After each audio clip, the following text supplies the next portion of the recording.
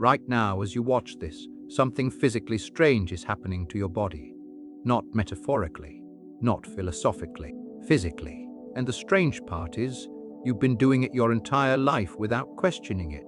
You've been told it's normal. But the moment you understand what physics actually says is happening when you stand still, you won't be able to think about stillness the same way again.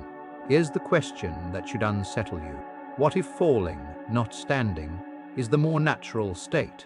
What if gravity isn't pulling you down, but something else entirely is pushing you up? And what if the force you feel right now, pressing against the soles of your feet, has almost nothing to do with what you think it does? Hold that, because the answer involves one of the most quietly radical ideas in all of physics, and almost nobody explains it this way. Let's start with something everyone agrees on. When you drop a ball, it falls. Gravity pulls it down. Simple, obvious. Centuries of common sense packed into one sentence. But here's the first crack in that picture. Einstein spent years arguing that the ball isn't being pulled at all. It's doing something far stranger, and the proof that Einstein was right exists in your pocket right now, inside every GPS satellite orbiting the planet. We'll come back to that with actual numbers, because the numbers are the most unsettling part.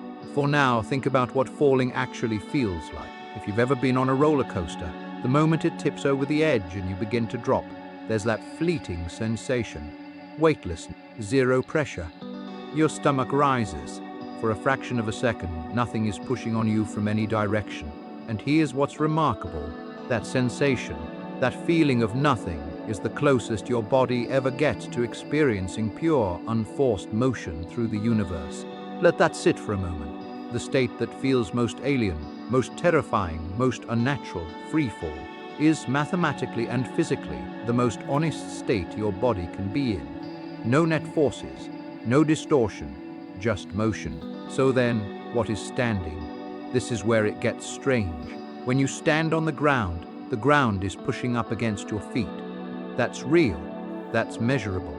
But why is the ground pushing at all?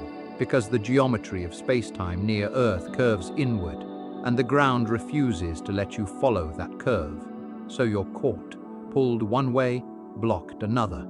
And that constant blockage, that resistance, is what registers in your body as weight, as stillness, as the feeling of being grounded. But here's the misconception that almost everyone carries.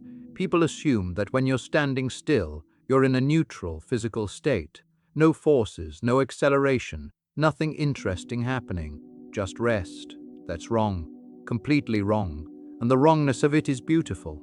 You are not in a neutral state, you are in a state of constant acceleration, upward, exactly 9.8 meters per second squared. Every second you stand here, the same magnitude as if you were inside a rocket launching off a launch pad.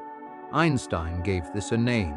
He called it the equivalence principle. The observation that being inside a uniformly accelerating rocket, with no windows, no reference, is physically identical to standing in a gravitational field.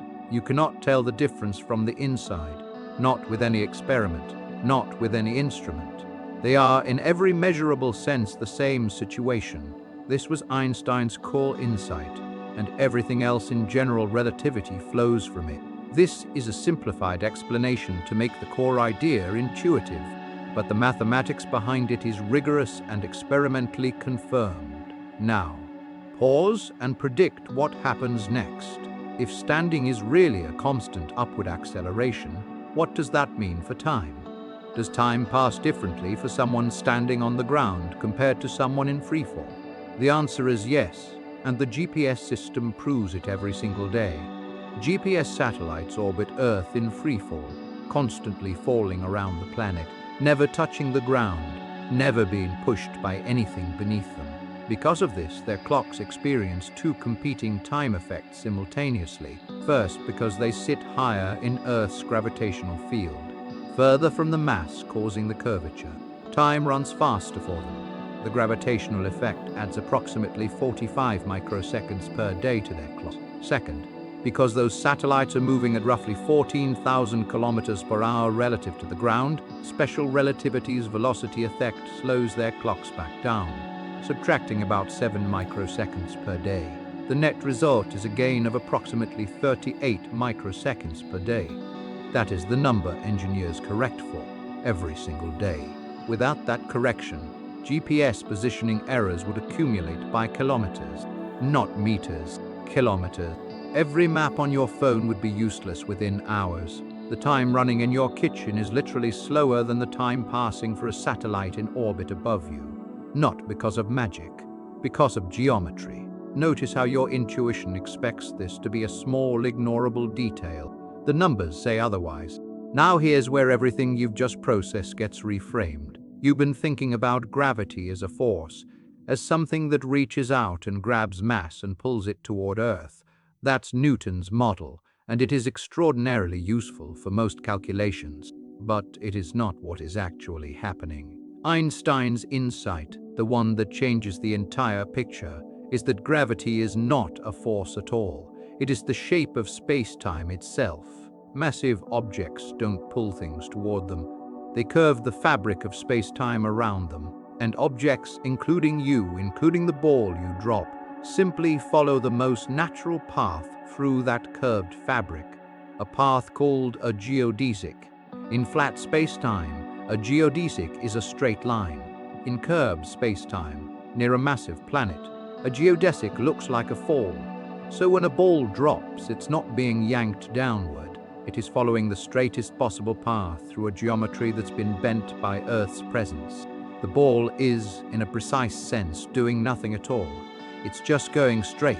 You, standing still, are the one doing something. The ground is forcing you off your natural path. You are the one being accelerated. Falling is straight.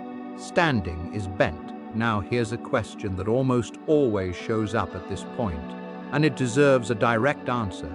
If every person on Earth's surface is being accelerated upward, why isn't the Earth itself expanding?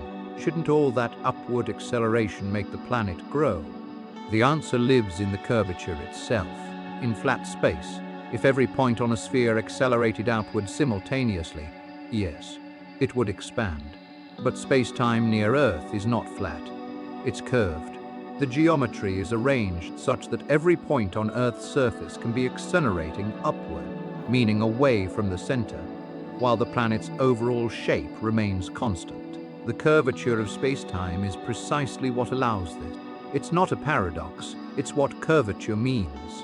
This is a simplified explanation to make the core idea intuitive, but the mathematics of curved manifolds makes this exact statement rigorous. Now think about what this means for the force you actually feel standing here.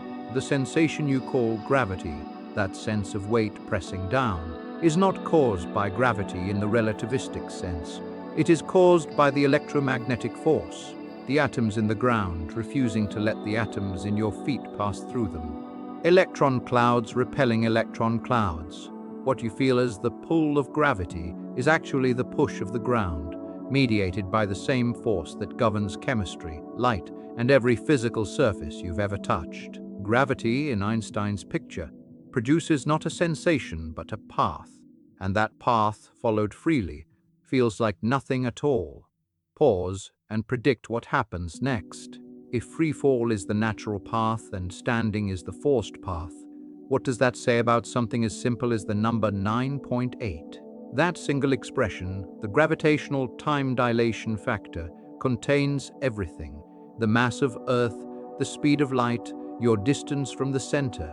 It tells you precisely how much slower your clock runs compared to a clock in deep space, far from any mass.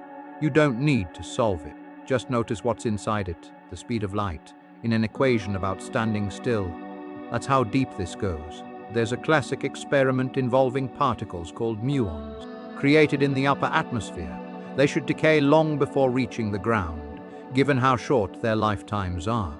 But they arrive at the surface in enormous numbers. This is special relativity's velocity time dilation, not gravitational. Muons travel so fast relative to the ground that time for them runs slowly from our perspective, stretching their apparent lifetime far beyond what their rest frame physics would allow.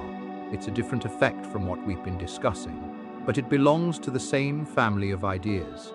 Time is not a fixed background. It bends, it stretches, and it does so in response to both motion and mass. You are inside this system, always.